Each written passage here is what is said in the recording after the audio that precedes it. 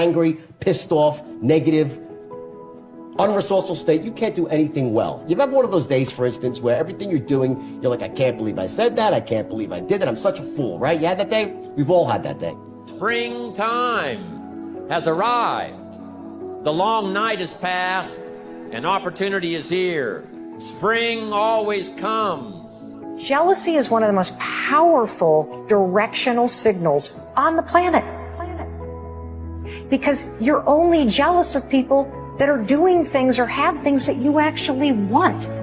You talked yourself out of going after what you were supposed to go after. You talked yourself out of your purpose.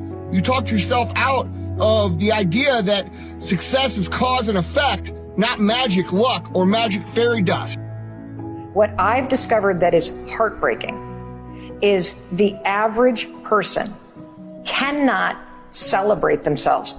I'm going to ask everybody who's watching this to tomorrow morning stand in front of the mirror. We're going to unpack this whole thing and try to high five yourself. You must do something with it. You must seize that moment. It is true that the dark time doesn't last forever, but here's what you've got to also understand. Spring doesn't last forever. Instead of going, I got this, let's go, and high-fiving yourself to step forward, most of us go, I don't know if I'm worth it. I don't know if right now is the right time to do this. I don't think I'm good enough. I failed so many times I can't go through that door. And that's the problem I want to attack right now. And right now where we are, it's more challenging than ever before. But unfortunately, we don't get an education on what is it we need to do to develop a level of self-awareness and inner strength and mental resolve. The point of the story is it's so easy to see what somebody else should do. It's so easy to cheer for somebody else. We do not know how to do it for ourselves. We all need to be concerned. We all need to be concerned. If there's enemies around, we need to be concerned.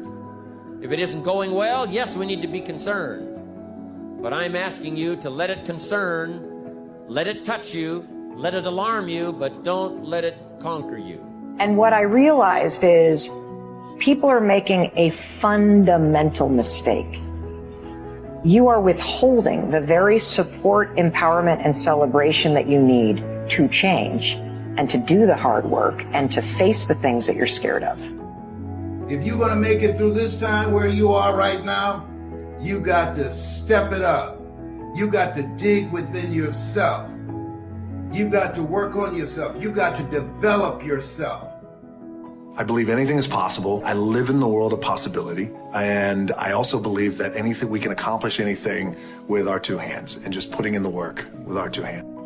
Because if you can't stand in front of the mirror and raise your hand and high five yourself just because you got your ass out of bed and you're breathing, you will never get what you want in life.